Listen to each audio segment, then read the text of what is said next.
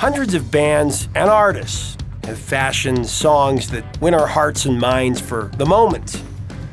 But every now and again, someone comes along that captures our souls for the long haul. This week, we drop the needle on 3 songs from one of the most sincere voices of any generation.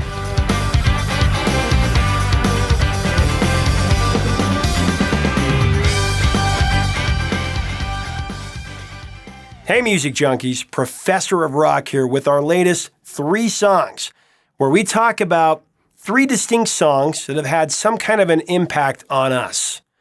Now, I'll share my 3 with some commentary, and I ask you to share yours as well. In the process, we'll not only learn something from each other, but we'll also hear some amazing music. This week, I want to focus on 3 songs from one of my favorite singer-songwriters ever.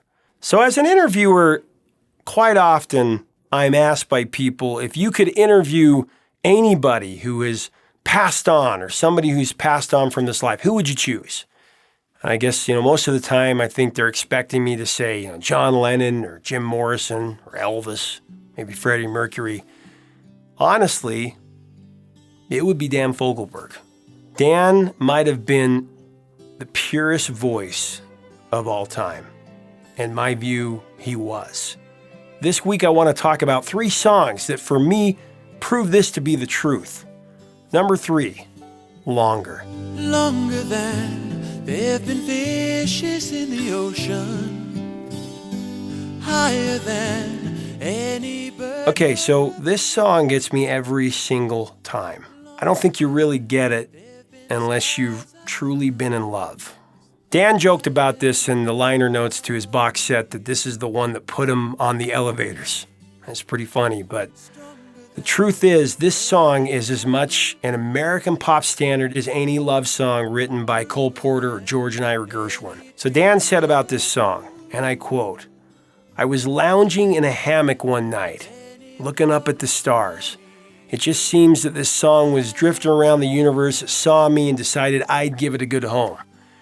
Now, he was being very humble when he said this, because there is no way that any other artist in this universe could perfectly capture the heartfelt sincerity, the intense rapture, and the breathtaking emotion that this song's poetry required.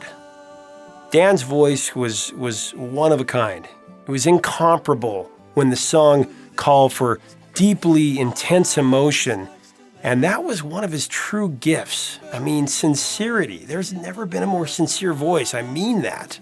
I'll put it this way. If you ever think that you've found the perfect companion and you're going to propose, play this song and make sure that the object of your affection fits the mold of this number 2 hit. If you have any hesitation, take the ring back. So I had a chance to talk to highly respected session player Jerry Hay from Q's crew about his flugelhorn solo on this song. Here's what he said. I got the call from a friend and said, this guy wants you. I didn't know who Dan Fogelberg was. Yeah. Guy wants you to play on his record. Okay. They think it might be piccolo trumpet.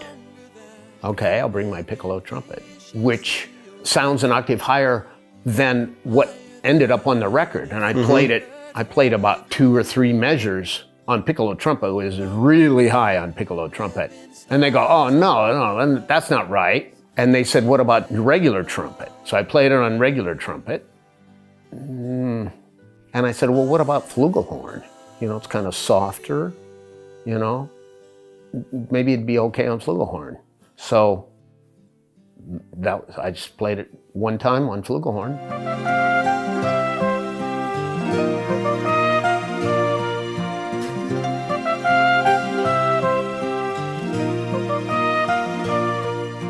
Okay, see you later. Once again, I didn't know anything. Yeah. It was. Did you meet Dan at all? Yeah, I played on a couple other records of his. Nice guy, super, super nice guy. Again, sad with him. Yeah. But very nice, very kind, humble, guy in the studio. Number 2, Same Old Lang Syne. We drank our toast to innocence. We drank our toast to now. Now, the thing about Dan Fogelberg is that he could write and sing about love from so many different angles, and he was almost peerless in this fashion. As perfectly as he captured the feeling of true and undying love in a song like Longer, he could also capture that feeling of being trapped in a relationship, as he did in Lonely in Love, which is another one of my favorites. Or the feeling of love from the standpoint of running into an old flame and finding that there are still deep feelings there. Now, Same Old Lang Syne is about as literal as a love song can get. It literally tells the story of Dan running into an old lover in a grocery store on Christmas Eve. But it covers the awkwardness and the innocence and the doubt and that wonder of such an experience so amazingly. I mean, we've all been there.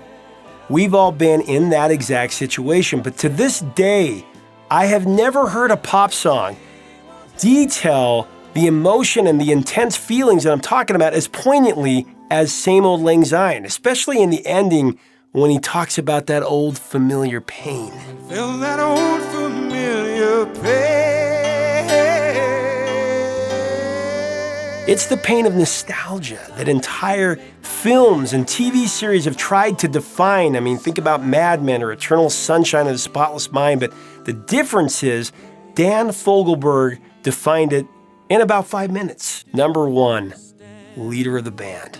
The leader of the band is tired and his eyes are growing old. Now, all 3 of my choices have been ballads, I realize that.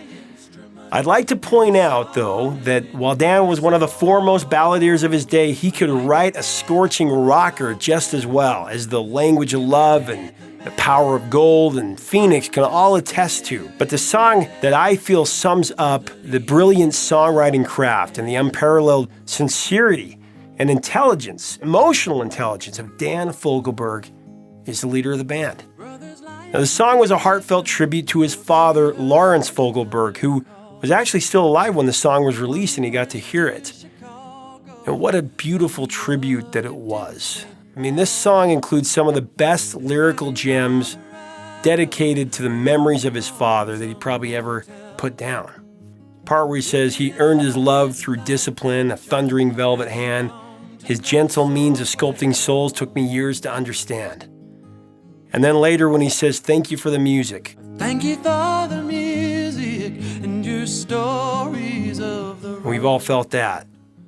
And of course, the chorus is second to none. The leader of the band is tired and his eyes are growing old, but his blood runs through my instrument, and his song is in my soul. I think I could only have written one song in my life. It would have been Leader of the Band. Because what that meant to my father and to me, there's no way I could quantify that or even explain it. And ironically, with that part from that chorus that he wrote for his father, Dan Fogelberg has perfectly captured how we all feel as the listener to his transcendent music. His songs are forever in our soul. So we honor his legacy in the memory of Dan Fogelberg, the leader of the band. God bless you, sir. In tribute to Dan Fogelberg, please leave a comment about your favorite song or what his music has meant to you. Click on the link below to stream and buy some of his music. Celebrate his life by listening to his amazing music. Especially this tribute album that was put together that has everybody from Garth Brooks to Donna Summer to Zach Brown singing some of his greatest songs.